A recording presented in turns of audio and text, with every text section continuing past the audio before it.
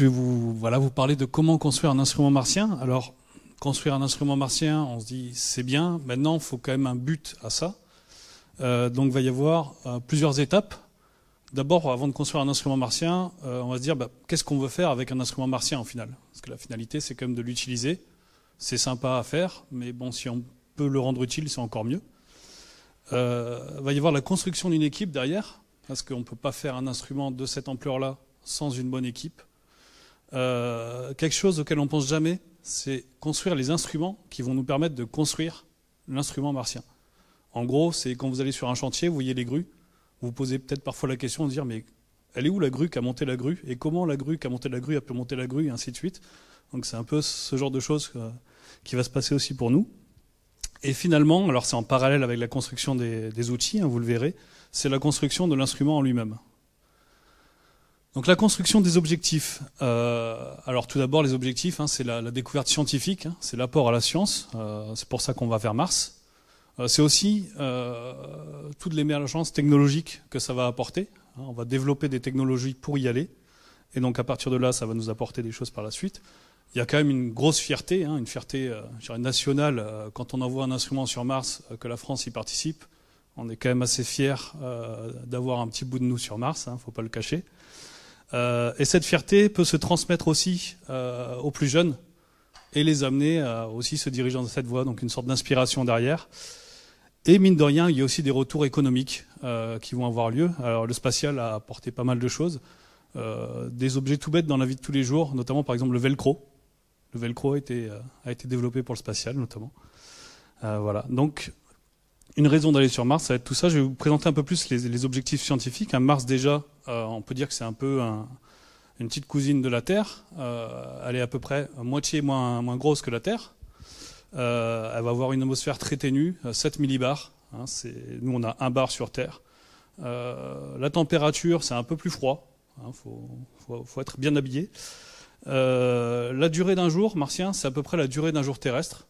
Donc on est sur 40 minutes de différence à peu près. Et l'année martienne va durer 2 ans terrestres environ. Ce qui est intéressant aussi de regarder, c'est de comparer l'évolution qu'ont eu les deux planètes. Il y a eu un moment où la Terre et Mars en fait présentaient toutes les deux de l'eau liquide à leur surface. Et à ce moment-là, sur la Terre, c'est là où on a commencé à voir apparaître des traces de vie. Donc on se dit, avec un peu de chance, si les conditions étaient à peu près les mêmes, c'est possible aussi que les traces de vie soient apparues sur Mars, et on va vouloir aller rechercher cela.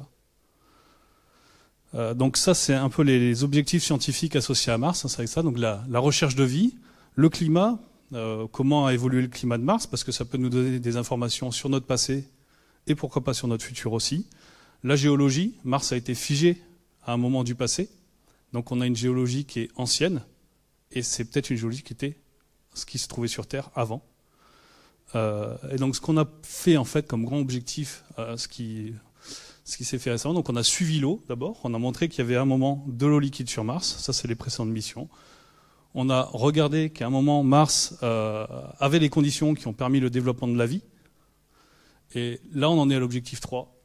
On recherche les traces de vie, hein, c'est ce que fait Persévérance en ce moment.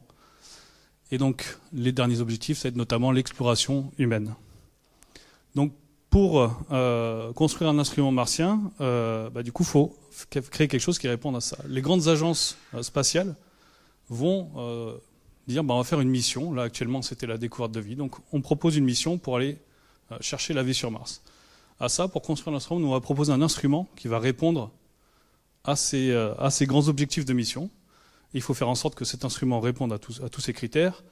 Il soit assez petit pour être embarqué vers Mars, qui ne consomme pas trop d'énergie, parce qu'on ne peut pas trop amener une alimentation là-bas, ça fait un petit peu loin. Et que les coûts, bien sûr, soient compatibles avec les projets. Et un planning crédible. Il faut savoir que Mars, au niveau planning, on a un créneau de lancement d'environ 1 mois tous les 2 ans. Donc si on se loupe d'1 mois, c'est 2 ans d'attente à nouveau avant de pouvoir lancer vers Mars. Donc c'est des coûts aussi qui vont revenir. Là, c'est un exemple, en fait, sur Supercam, c'était la proposition au tout début, ce à quoi ressemble l'instrument. Ici, vous avez en fait les objectifs de la mission elle-même, Persévérance. Là, c'est ce qu'on voulait faire avec Supercam, et vous voyez qu'on coche à peu près toutes les cases dans ce tableau, ce qui fait sûrement qu'on a été sélectionné, entre autres, et qu'on a pu partir vers Mars en construisant cet instrument. Donc cet instrument, une fois qu'on a été sélectionné, il va falloir commencer à construire une équipe. Il va falloir construire l'équipe pour construire l'instrument. La construction de l'équipe, c'est très important. Une bonne équipe va permettre de réaliser des choses compliquées de manière assez facile. Une équipe où il y a des petits grains de sable dans les rouages, même si l'instrument est facile, on va toujours arriver à se planter. Donc c'est vraiment très important de bien définir les rôles au départ. Basiquement, une équipe instrumentale, ça va être ça. On a la plateforme, ici, donc ça c'est l'équipe de l'agence spatiale qui aura fait la mission, avec laquelle on va devoir s'interfacer. Puis il y a l'équipe instrumentale qui va se diviser en deux. D'un côté, les scientifiques, qui eux veulent un instrument qui ressemble un peu à Star Wars, mais on va essayer de pas le faire parce que c'est pas trop possible, mais on va quand même essayer de leur donner quelque chose qui réponde à leurs critères. Et les constructeurs, donc les constructeurs avec un chef de projet, divers rôles que je vais vous détailler par la suite. Et on a besoin d'avoir vraiment une très bonne coordination entre toutes ces différentes équipes. Donc on a au niveau scientifique celui qu'on appelle le PI, c'est de l'anglais, c'est Prime Investigator. C'est lui qui a décidé de vouloir un tel instrument pour faire cette science. C'est lui le premier scientifique intéressé et dirige tout le consortium scientifique autour. Donc lui, c'est le roi. Dès qu'il veut quelque chose, on va essayer de le faire dans la mesure du possible. Ensuite, il y a le pendant au niveau du projet, au niveau des constructeurs, c'est le chef de projet qui, lui, va s'occuper des ressources humaines, va s'occuper des coûts, du planning, de toute cette gestion-là, et surtout de prendre des décisions. Très important d'avoir quelqu'un qui sait prendre des décisions rapidement en écoutant les autres, parce que si on peut toujours se planter en prenant une décision, mais plus tôt on se plante, plus vite on peut se corriger derrière aussi. Donc même si la décision n'est pas la bonne, il faut savoir trancher. L'ingénieur système, alors lui c'est un peu le traducteur, c'est un peu le décodeur Canal+. Il va prendre les exigences scientifiques et il va les traduire en exigences techniques que nous, ingénieurs, on arrive à comprendre. Parce que parfois c'est pas bien évident. Ensuite, on a tous les architectes. Alors les architectes, c'est ceux qui vont concevoir chaque élément de l'instrument. On va avoir des architectes en optique, des architectes en électronique, en mécanique, en thermique. Eux vont définir tous les petits systèmes. Et tous ces systèmes vont derrière être ce qu'on appelle intégrés, réassemblés ensemble pour produire l'instrument. Donc réassembler, c'est l'AIT, le responsable AIT qui va gérer ça. Réassembler, intégrer et tester. Et à la fin, on a une personne qui va vérifier que l'instrument correspond bien à ce qu'on a voulu faire.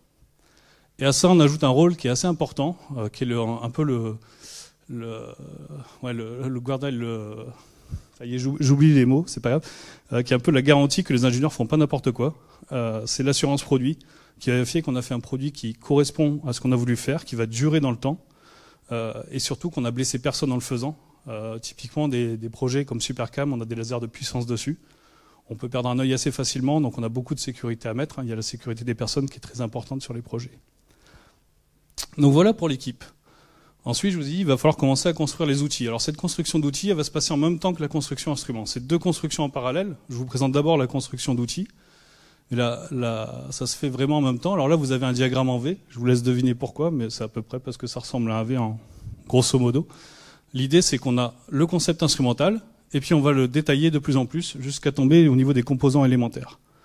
Quand on fait ça, on a besoin d'outils de design, d'outils système, c'est pour l'ingénieur système. Et on va commencer à penser aux outils qui vont permettre de remonter l'instrument dans l'autre sens. Donc les outils, ça va être par exemple, quand vous allez à Ikea, vous achetez un kit Ikea, vous avez tout le temps une petite clé pour remonter vos meubles. Voilà, donc c'est à ça qu'on va commencer à penser. Si on commence à mettre des vis M4, il nous faut de quoi les resserrer derrière. C'est ce qu'on appelle des GSE dans notre langage, des Ground Support Equipments. Donc c'est tout ce qui va nous servir au sol pour reproduire ici les conditions martiennes et tester notre instrument comme s'il était sur Mars, et tout ce qui va nous servir à remonter toutes ces parties élémentaires pour produire l'instrument au final. Donc quelques exemples tout bêtes. Alors là c'est des outils de protection, on va dire, de l'instrument. ESD, c'est Electrostatic Discharge. On va faire attention, on peut tuer un instrument juste en le touchant. L'électronique est très sensible. Donc quand vous sentez une décharge électrostatique qui vous pique, c'est plusieurs milliers de volts. Les électroniques sont sensibles à partir de 60 volts pour les plus sensibles. Donc vous sentez même pas que vous tuez un composant en le touchant.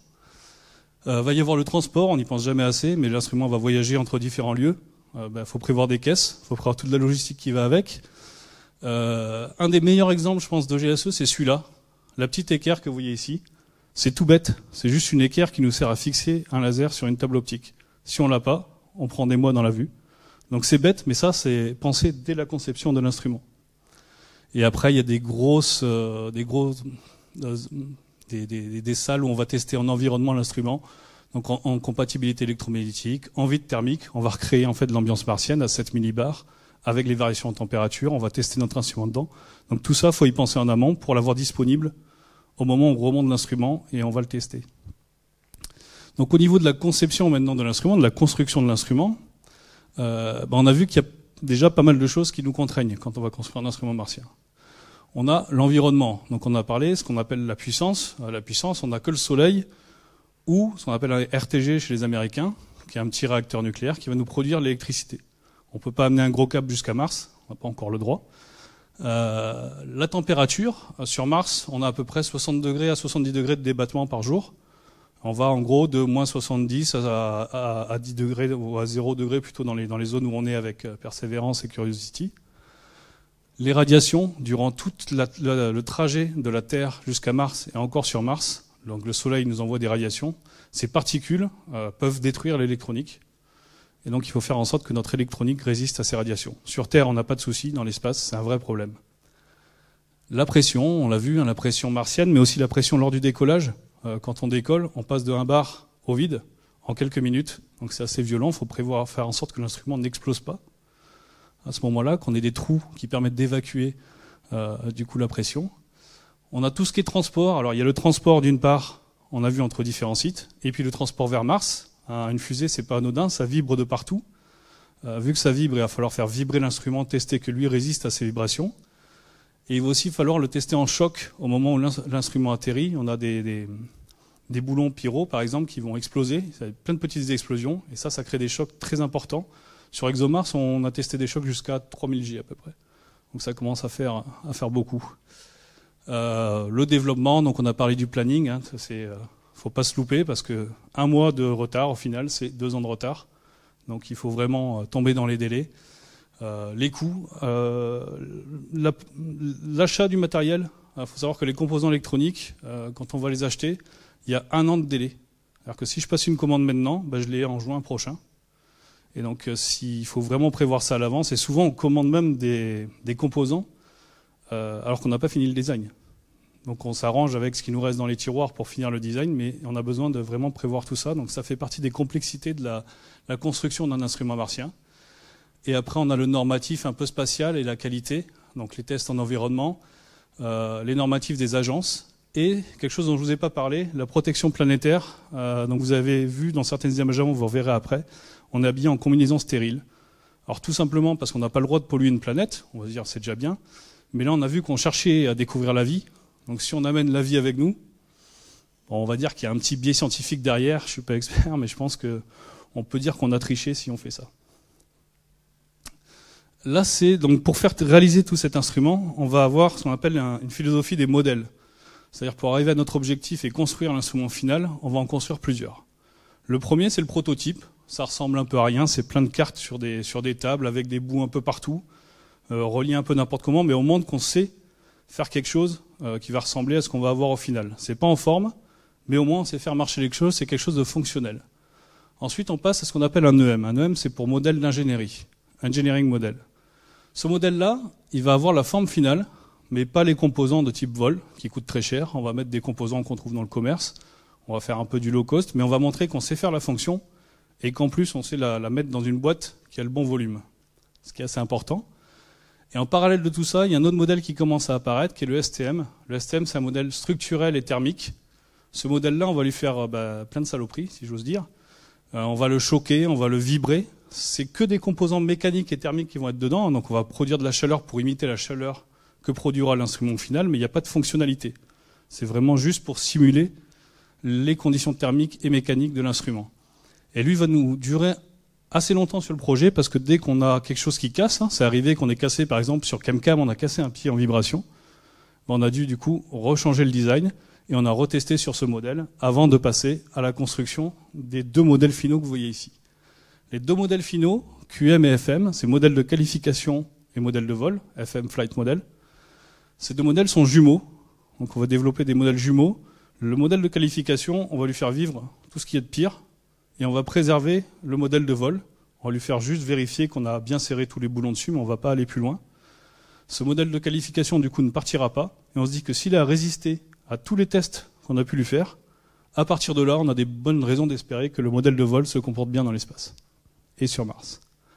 Juste pour résumer ce petit tableau, donc un prototype qui est juste fonctionnel, le modèle structurel et thermique qui nous permet de faire vivre les environnements et qu'à la bonne forme, l'EM qui est fonctionnel et qu'à la bonne forme, et après les deux modèles jumeaux avec au final un seul qui va se diriger vers Mars. Donc tout ça pour au final n'utiliser que ça. Donc la construction, en fait, on a 5 constructions différentes pour au final n'utiliser qu'une construction. Un petit mot pour finir sur tout ce qui est AITV, donc Assembly, Integration, Test and Validation. C'est la partie qui est hyper sympa parce que c'est là qu'on fait des Lego, donc les amateurs de Lego, voilà, là on est hyper contents, on commence à câbler des choses ensemble, il y a tout qui commence à marcher, on appuie sur un bouton, il y a une petite LED qui s'allume, nous on fait wouhou, bon, même si c'est pas très impressionnant, nous on se dit quand même c'est pas mal. Mais c'est stressant parce qu'en fait les pièces que vous voyez là, il y a des pièces dedans toutes petites qui peuvent valoir jusqu'à 50 000 euros. Le laser que vous avez vu tout à l'heure, c'est à peu près 1 million d'euros. Donc si jamais vous le lâchez, ça fait quelques années à repayer derrière. c'est pas terrible, donc on va vous en vouloir. Donc c'est très stressant, mais très stimulant. Et le plus stimulant, j'ai eu la chance d'y participer, c'est quand on arrive et qu'on vient le monter tout en haut du rover. Et donc là, c'est pour, on retourne à peu près en enfance. On est des grands gamins, et c'est assez génial de voir ça. D'imaginer que ceci va aller sur Mars et qu'on a été dessus à le toucher, c'est quand même assez sympa. Et juste pour finir, c'est juste pour vous montrer, il y a deux... je suis allé très vite. Il y a 2 instruments, donc un instrument sur ExoMars qui n'est pas encore parti, mais qui on espère envoyer en 2028. Ça c'est dû à la Russie qui devait nous lancer. Et apparemment, il y a eu des petites raisons qui ont fait qu'on ne lance plus avec la Russie. Et donc ça, c'est l'instrument qui est sur le rover Perseverance actuellement, qui vient de fêter 1 an martien, qui est super calme et qui marche très bien depuis ce temps-là. Juste des ordres de grandeur, c'est des instruments qui sont assez petits vu qu'on doit envoyer ça sur Mars, donc très peu de masse, très peu de volume. Donc l'unité standard, j'ai appelé ça la boîte à chaussures. Donc celui-là fait à peu près une demi-boîte à chaussures, et là vous avez entre 2 et 2,5 boîtes à chaussures en termes de taille, juste pour vous rendre compte. Les coûts sont assez importants pour une demi-boîte à chaussures, 3,5 millions d'euros, ça c'est pas mal. Et donc celui-là, il y a eu 10 fois plus de personnes à travailler dessus, et on est en fait à 36 millions d'euros, tout compris sur un développement. Donc c'est assez cher. Mais après c'est cool. Voilà, je suis allé un peu vite, je pensais aller un peu plus lentement, donc on a plein de temps pour les questions. Si vous avez des questions, je peux revenir sur les images aussi. Alors tout d'abord, merci pour cette conférence, c'était passionnant. Juste une petite question, comment avez-vous vécu l'atterrissage de Perseverance sur Mars? Ça a dû être très stressant comme moment. Ouais, c'était très stressant, et c'est assez rigolo parce que la conférence d'avant qui parlait justement de la perception, on peut raccrocher ça à ça parce qu'on a un décalage d'à peu près un quart d'heure de communication avec Mars, c'est-à-dire qu'un signal qui part de la Terre met un quart d'heure à y aller, un quart d'heure au retour. Donc en plein atterrissage, en fait, on a un quart d'heure de latence avec ce qui se passe. Donc il y a un moment où quand on a vu le temps arriver à un quart d'heure de l'heure où on sait que ça doit être là, enfin les premières images, pendant un quart d'heure on est là, on fait s'il faut c'est déjà craché, on le sait pas. On va croire que tout va bien, mais c'est très stressant, et on est tellement dedans qu'on n'imagine même pas le pire. Mais c'est des moments qui sont assez rares. Et le décollage aussi, parce qu'on a le décollage, si vous avez la chance un jour d'aller voir un décollage d'une fusée, vous avez, pour raccorder avant, toute cette perception, ce son qui arrive, qui vous prend au triple, les infrasons, la lumière, on ne se rend pas compte à la télé à quel point la flamme d'une fusée est brillante en dessous. Et c'est des émotions qui restent gravées à vie, c'est assez fort. Justement, atterrissage, je repensais au dernier module qu'a envoyé l'Europe sur Mars. Oui, donc Mars, c'est quelque chose de très compliqué. Quand on regarde l'histoire en fait des sondes qui sont allées vers Mars, on se rend compte que jusqu'à récemment, seuls les Américains avaient réussi à se poser. Maintenant, on a les Chinois qui ont réussi à poser aussi à se poser sur Mars. L'Europe, on a eu un petit souci. Alors c'est, je dirais l'accident bête, mais comme quoi on a beau tout prévoir, parce que c'est vrai que c'est impressionnant. On est allé de la Terre jusqu'à Mars. Le plus dur, c'est vraiment ça, c'est de viser Mars. Quand on le voit dans le ciel le soir, c'est une tête d'épingle à cheveux. Enfin, c'est vraiment très petit. Donc on arrive à faire tout ce trajet, à s'insérer dans l'atmosphère, et il y a eu effectivement un moment, juste un petit couac sur une chaîne qui montre qu'on a beau être rigoureux, tout tester, ben, il y a quand même la part d'imprévu qui est là et qui peut mettre à mal des années de... Alors, j'ai pas le résultat final. Je crois que il a cru qu'il était assez proche au final, le radar ou un truc comme ça. Michel, peut-être tu es le spécialiste de ce côté-là. Donc, me voilà en train de jouer le crypto-conférencier. Excuse-moi, Yann. Il y a deux choses qui sont produites. D'abord, il y a eu un bug électronique qui fait qu'il ne savait plus où il était. Et donc, il y a un capteur qui a été saturé, et quand ce capteur est saturé, ça envoie une information fausse, et il n'essaye pas de rattraper. Au bout de, ça durait 0,6 secondes. En 6 dixièmes de seconde, donc, il était saturé, et il ne savait plus où il était, et donc il a enchaîné un ensemble de commandes qui étaient cohérentes dans le logiciel, mais qui n'étaient plus temporisées. Donc il a fait comme s'il allait atterrir. Il a coupé les moteurs, mais il était à 4 km, c'est ça ? Ouais, 4 km. 4 km d'altitude. De hauteur, pardon. Donc 4 km d'altitude de hauteur, et donc il a fait une chute libre. Et je veux dire, toute la chaîne a bien marché jusqu'à ce moment-là. La deuxième chose, qui est liée à ExoMars numéro 2 qu'on est en train de préparer, on s'est aperçu que dans certaines circonstances, le parachute se déchirait. Et quand le parachute se déchire, effectivement, la rotation, la dynamique est complètement modifiée. Et peut-être que sur Mars, là, alors que dans les tests, il ne s'est pas déchiré, peut-être qu'à l'arrivée sur Mars, pour une raison qu'on ne connaît pas, de densité d'atmosphère, de température, de vieillissement pendant le trajet, etc., bien qu'on l'ait testé encore une fois, le satellite s'est peut-être déchiré et a commencé à provoquer cette déstabilisation, qui ensuite s'est traduite par un capteur qui ne savait plus où il était. Donc voilà un peu. Donc il y a une commission d'enquête qui a été faite, extrêmement importante. On a trouvé des explications que je viens de vous donner. Et puis, pendant les tests d'ExoMars, qui devait être lancé au mois de septembre de cette année, et qui sera peut-être lancé en 2028, si tout se passe bien, oui, parce qu'il faut faire plein de choses, on s'est aperçu pendant ces tests que les parachutes se déchiraient, quelle que soit la précaution qu'on puisse prendre au départ. Et donc on est en train de refaire les parachutes. Voilà. C'est pas pour retourner le couteau dans la plaie, mais si maintenant il part qu'en 2028, la technologie aura évolué. Je vois aussi pour les instruments qui sont là pour faire les analyses de matière organique, les choses ont également évolué de ce côté-là. Vous adaptez à ce moment-là ? En fait, c'est une très bonne question. C'est une question qu'on se pose actuellement. Il n'y a pas plus tard que 2 jours, j'ai eu un mail dessus ça. Donc, tout le monde se pose la question.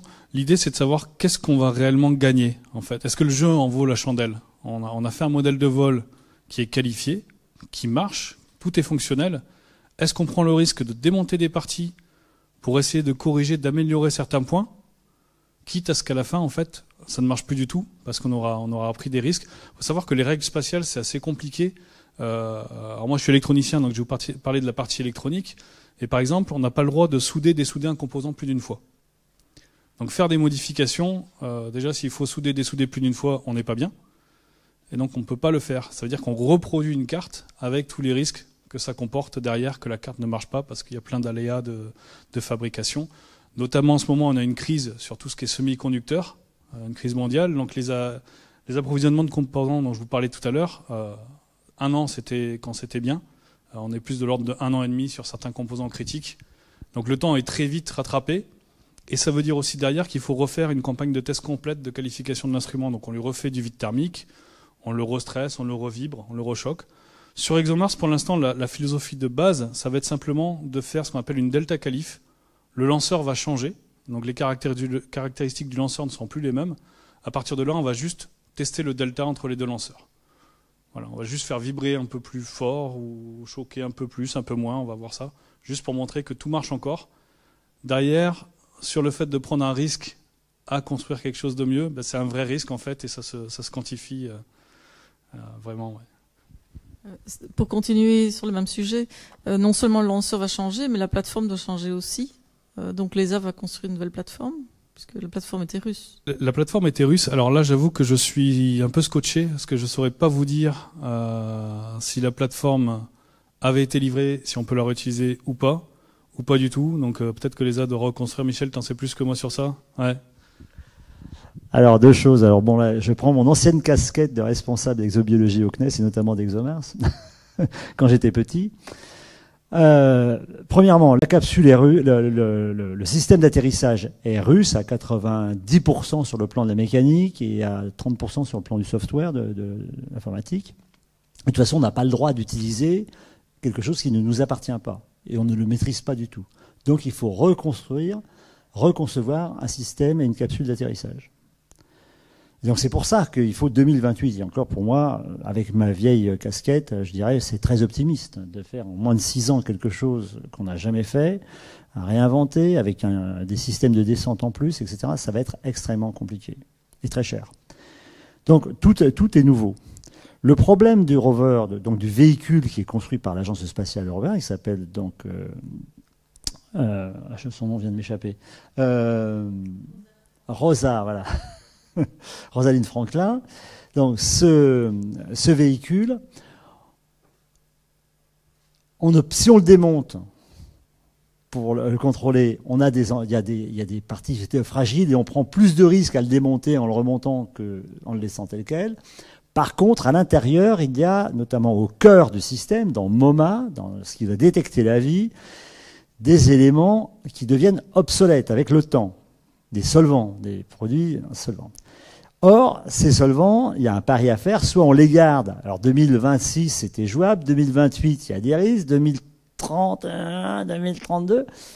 Qu'est-ce qu'on fait? Ça, c'est une décision politique dans laquelle moi je ne sens plus du tout, mais qui est une vraie décision très difficile à prendre, en disant, est-ce que je démonte le rover pour sortir MoMA, remplacer des petites capsules de quelques millilitres qui à l'intérieur, et puis le faire repartir tel quel, en refaisant toute la campagne de test qui a été décrite. Et ça, c'est un véritable problème à laquelle il n'y a pas de bonne réponse. Parce que chaque fois qu'on ouvre la bouche, c'est 15 à 20 millions d'euros de supplémentaires. D'accord? Donc, les gens sont très prudents pour l'instant, et je pense que c'est au cours de l'été que les décisions vont se faire.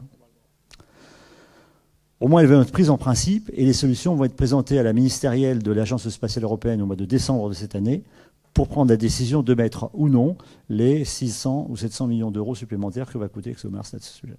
Voilà la réalité du monde aujourd'hui. Bonjour, merci pour cette présentation. Je me posais la question au niveau de la durabilité de ces instruments qui sont créés. Quand vous inventez un nouvel outil qui va être envoyé sur du coup une autre planète, comment vous faites pour prévoir combien de temps il va fonctionner? Enfin, à mon avis, l'idée c'est que ça dure le plus longtemps possible, mais comment cette donnée du temps et finalement de sa résistance, vous avez parlé d'événements climatiques propres à Mars ou autres, mais vraiment c'est quoi votre objectif quoi? Est-ce que c'est que ça fonctionne seulement 6 mois? Si ça fonctionne 2 ans, vous êtes content? Enfin, j'imagine en plus que ça dépend énormément des outils, mais voilà, quel est votre avis dessus? Merci. Alors oui, du coup, on calcule tout ça. Typiquement, sur Perseverance, la durée de mission initiale, c'est 2 ans de terrestre. Si je dis pas de bêtises, c'était la même chose pour Curiosity. Donc en fait, 3 même, c'était augmenté derrière. Ouais. Et donc en fait, ce qu'on va faire, c'est qu'on va calculer les chemins critiques. Alors, on a des infos au niveau des composants, par exemple sur des résistances qualifiées spatiales. On va avoir leur diagramme en durée de vie. On va a les probabilités au bout de combien de temps en fait elles vont commencer à vieillir, à défaillir. On fait aussi ce qu'on appelle des worst case analysis. Alors ça, c'est des analyses pire cas. On va en gros faire bouger un peu tous les paramètres pour repérer les paramètres critiques. Et du coup, sur ces paramètres critiques, c'est là qu'on va mettre un effort pour améliorer la durabilité. À titre d'exemple, sur ChemCam, qui est maintenant sur Mars depuis 10 ans, 11 ans presque. Donc 10 ans, c'est 10 ans. En fait, c'était prévu pour 2 ans. Donc on est assez content que ça continue à tourner. Même le rover lui-même, la mission initiale était de 2 ans. On a des éléments qui montrent de la fatigue. On a récemment eu un petit souci sur l'alimentation d'un laser, mais qu'on a pu corriger parce qu'on s'est rendu compte que c'était dépendant de la thermique. Donc au lieu de fonctionner quand il fait chaud, on fonctionne maintenant un peu plus quand il fait froid. parce qu'on sait que c'est une dérive qui a été provoquée par de la thermique sur la durée de vie. Mais tout ça, c'est des éléments qui sont calculés. Ouais. C'est un gros boulot qui est fait. Au début, on parlait des radiations. C'est pareil, les radiations vieillissent les composants électroniques. Donc ça, c'est calculé aussi. Voilà. Je vais être crypto-conférencier jusqu'au bout. Actuellement, autour de Mars, la plupart des satellites qui tournent sont hors d'âge. Ils ont dépassé d'une fois, voire de 2 fois, voire de 3 fois leur durée de vie nominale. Et par exemple, Mars Express, qui était une mission européenne, qui a été très rapidement montée, elle est toujours en fonction autour de Mars. Alors tout ne fonctionne pas parfaitement, etc., etc. Mais par exemple, elle sert toujours de relais pour des données des rovers américains, éventuellement du rover chinois. Donc elle sert de relais parce que là, il y a une communauté pour se dire qu'on utilise quand même des longueurs d'onde et des systèmes communs de façon à ce qu'on puisse justement pallier aux défaillances des uns et des autres. Et donc, il y a des choses qui sont calculées dans le pire cas. Par exemple, au départ sur Supercam, je me rappelle parce qu'on était au cœur de la crise quand ça s'est produit, la durée était prévue de 2 ans, donc c'était 2000 cycles thermiques. Et puis, la NASA a dit, parce qu'il y avait en objectif le retour d'échantillons, etc., il faut faire 3 ans. Il faut certifier 3 ans de vie et de fonctionnement à la surface de Mars. Et donc, les tests ont été multipliés par 50%, notamment sur le cycle de vie. Donc, ça s'est traduit par une augmentation budgétaire d'à peu près 1,5 million d'euros. Donc, on est venu me voir à travers différents trucs en disant... T'as pas 1,5 million d'euros dans la poche. Et donc, il a fallu qu'on trouve les solutions pour le faire, etc. Et donc, le problème d'un projet spatial, alors, les ingénieurs, ils n'aiment pas quand je dis ça, c'est pas tellement de le concevoir, de le prévoir, c'est de le faire vivre. Parce que chaque fois qu'on ouvre la bouche, c'est de l'argent supplémentaire. Chaque fois qu'il y a une nouvelle contrainte, c'est du temps et des ressources humaines derrière, et des compétences supplémentaires. Et donc, c'est le cauchemar des agences, c'est d'avoir des projets qui évoluent au cours du temps, même s'ils doivent évoluer parce que les composants évoluent, parce que les logiciels évoluent, parce que la science évolue. Mais à un moment donné, et c'est le rôle du chef de projet et du chef de programme, de dire stop, maintenant, l'objectif, il est là et on n'en change pas. Mais la durée de vie est un vrai problème. Mais normalement, les durées de vie sont relativement raisonnables. On est sur 2 ans, 3 ans actuellement, après un certain temps de croisière. Il n'y a pas, mais Voyager continue à émettre des choses, mais je veux dire depuis 30, 40 ans, 50 ans maintenant. 70, 50 ans. Donc, voilà. Mais c'est calculé. Et parfois, on a des bonnes surprises. Et de temps en temps, on a des mauvaises surprises. Il y a un satellite japonais qui s'est désintégré en vol, un observatoire, qui s'est désintégré en vol au bout de quelques jours. Et on ne sait pas pourquoi, on n'a pas bien compris encore pourquoi. Merci Yann Parot pour cette intervention très très intéressante. On entend souvent parler des différentes missions, on voit des images, on lit des infos là-dessus, mais là on était vraiment dans le vif du sujet, dans tout ce qui est vraiment comment l'équipe technique derrière. Donc c'était vraiment très intéressant. Si vous avez pu suivre, plus tôt, il y avait une présentation d'Alexis Paillet qui parlait plutôt, lui, de construire une base sur la Lune et avec un but d'aller pouvoir créer cette base, mais plutôt sur Mars. Donc, c'est 2 sujets quand même qui se complètent très bien. Donc, vous nous avez parlé de comment construire un instrument martien, donc aller chercher ces informations qui nous sont importantes pour savoir si on peut y aller, si nous, humains, on pourrait y vivre, ou du moins y survivre. Et pour cela, il est important de savoir c'est l'environnement de Mars. Donc Mars, c'est quand même plus petit que la Terre, et l'environnement est clairement hostile. Donc on a une pression qui est très très basse, des températures très très faibles. Et déjà, c'est très loin de la Terre, et ça met, donc comme vous l'aviez dit, 1 quart d'heure pour avoir une communication. Donc tout ça, c'est des contraintes qu'il faut prendre en compte, et une fois qu'on a tout ça en tête, il faut aller donc définir son projet, donc répondre au pourquoi, quelle est l'utilité, quel est le projet. Ensuite, on construit notre équipe. Il nous faut aussi construire les instruments qui nous serviront à construire l'instrument qui ira sur Mars. Et finalement construire l'instrument. Donc en termes d'utilité, en termes de construction de projet, c'est vrai qu'aujourd'hui on connaît quelques infos sur Mars, notamment le fait qu'il y a eu peut-être la vie dans le passé, qu'il y a des traces d'eau. On connaît un peu des questions sur le climat, la géologie. Et nous, aujourd'hui, enfin vous surtout, mais nous aussi on veut savoir, donc s'il y a des traces de vie sur Mars, et il y a notamment Persévérance qui s'occupe de ça. Ensuite, une fois qu'on a notre projet, donc on va essayer de constituer l'équipe. Vous nous avez parlé de la complexité que c'est l'équipe derrière ces instruments. Donc il y a plusieurs différentes équipes, notamment tout ce qui est recherche, qui est bien dissocié de tout ce qui est construction, mais il y a quand même le lien qui doit être fait entre les deux. Donc il y a des chercheurs qui travaillent et des gens qui sont vraiment plus sur la construction. Il faut aussi faire des tests, valider. Donc voilà, c'est quand même très très complexe. Et dans tout ce qui est conception, ensuite, on va concevoir les outils. On va créer les outils qui vont nous permettre de construire l'instrument qu'on va envoyer sur Mars. Et vous avez dit quelque chose de très intéressant. Juste en touchant un instrument, on peut le tuer. Donc voilà, il y a quand même beaucoup d'enjeux, il faut faire très très attention. Finalement, on va pouvoir aller construire les prototypes et faire des différents tests avec les différents modèles dont vous avez parlé. Donc des modèles qui sont plutôt fonctionnels, des modèles qui vont servir à plutôt tester la stabilité structurelle et thermique, des modèles qui vont servir plutôt de qualification, et finalement des modèles de vol. Donc voilà, tout ça, une fois qu'on a notre instrument, vous dites que les instruments, ça peut coûter entre 3,5 et 36 millions d'euros, mais que ça fait la taille de boîtes de chaussures.